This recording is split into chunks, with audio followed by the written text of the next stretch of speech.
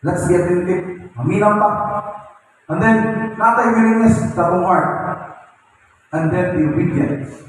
Kaya nga no, munang sangka, or muna mga obedience, that you will eat the good of the Lord. Maayo. Maayo kayang Diyos. Maayo po ang iyang prepare sa ito. But, the question is, are you willing and obedient? Amen ba? Amen. Willing ba ta? Amen. Amen. Ito sa malakpakan at buhay ng Diyos. The sum of things, next time, may akong conclusion. Pride will lead to destruction. Ang garbo,